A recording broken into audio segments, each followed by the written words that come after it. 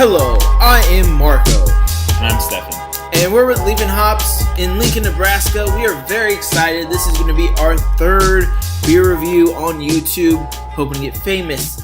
We are also just as excited because we're representing another local brewery in Lincoln. It is Empyrean and their Winter Axis Festival. Yeah, Empyrean's great. They are one of the oldest breweries in Nebraska. They opened in 1990. They have a ton of different lineups. This particular one is part of their seasonal lineups. It's their winter. I guess that kind of makes sense, given that its name is Winter Axis. And what is it? It is a Belgium ale. And typically, Belgium ales have a few different characteristics to them. They usually have sweet maltiness. They usually have pretty restrained bitterness. So you're not going to get like a whole lot of bitterness, but you are going to get a lot of hop flavor and some yeasty flavor.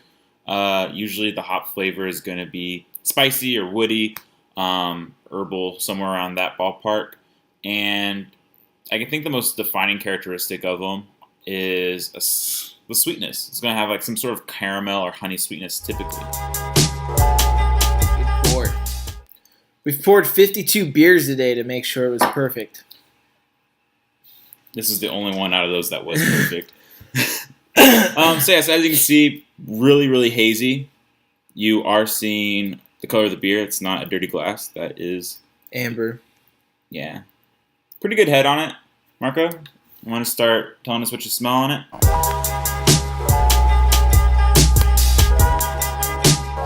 Again, another beer where you mostly just smell malt. You smell some sweetness up the top, but I definitely think it's very grainy, like maybe biscuity malt. Yeah, you get some sort of almost like a fermented fruit smell to it as well. But predominantly like bready or something along those lines. Yeah, that's definitely what dominates the smell.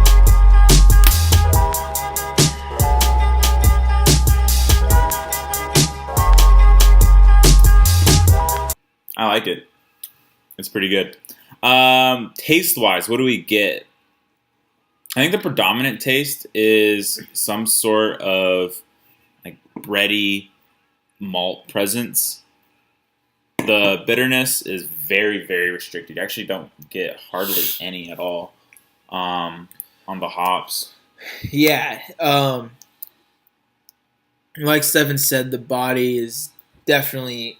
I get very flour-esque taste. It is an unpasteurized and unfiltered beer, which I think it lends to a slightly yeast-like flavor as well. Definitely a really dominant malt body. It ends up... oh, man. It ends up sweetening out at the end. Yeah, I get definitely like a sugary caramel type sweetness to it. And that lingers from the beginning all the way through to the aftertaste. Aftertaste, pretty long. I mean, yeah, it's going really... on like 20 seconds, 25 seconds. And I think in most beers that we've had, the aftertaste is dominated by the hops. And it's dominated mostly by whatever bitterness the hops tend to express. Not the case on this guy. It's a very sweet aftertaste. Very sweet, very pleasant. I also get some type of fruit. It's kind of hard to tell what it is on the tail end of it. We were talking about it earlier. We thought apricot maybe. Yeah, we were just trying to make some stuff up. Either apricot. Honestly, I got a little bit of like honeydew melon also. Yeah, it ends out really interestingly, actually. You also get some sort of like a citrus rind. We particularly think that it's an orange rind, maybe a little bit of a navel orange rind. And then it sweetens out. But, you know, it starts as if you're like chewing on a loaf of bread, and then you start eating just jam. Yeah, you can kind of tell the head kind of sits on there a little bit. So a nice little lacing on there. Keeps pretty well. Marco, you got a number for this guy? Yeah, I think it was really interesting. It's definitely as light as it is. It's not necessarily a session ale because it has so much body to it. Yeah, it's Which really is mouth coating. which is closer to what I enjoy. I enjoy stouts. I enjoy porters, and so like for this as a lighter option, it's really nice, especially the aftertaste. Like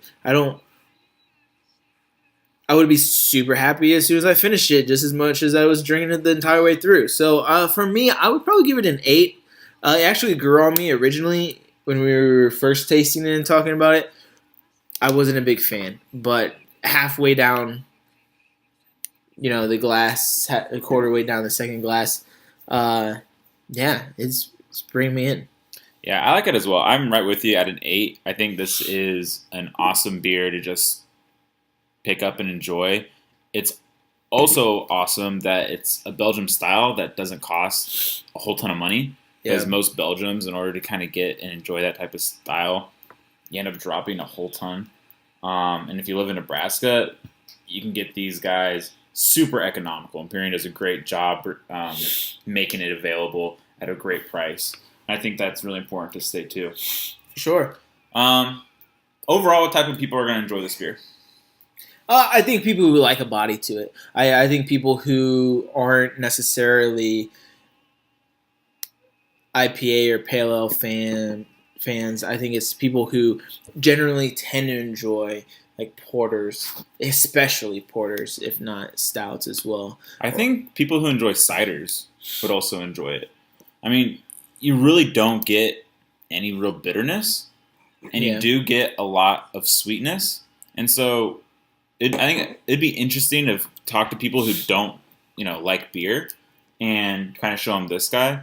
Because to me, this is just like a super heavy cider almost. Oh yeah, almost. I mean, if you like bread and you don't like beer, this is the first beer. This is the first beer you should drink, and it'll get you on the train. So there you got it. Winter Axis Festival by Empyrean Brewing Company. And yeah, as always, guys, this is a weekly review series. If you're in Lincoln and you want to get hooked up and try this guy out for $2 at the pub, let us know by signing up on the email subscribe, and you'll get an email about that. Or if you just enjoy watching beer reviews, sign up, and that way you won't miss one. So with that, enjoy, guys. See ya.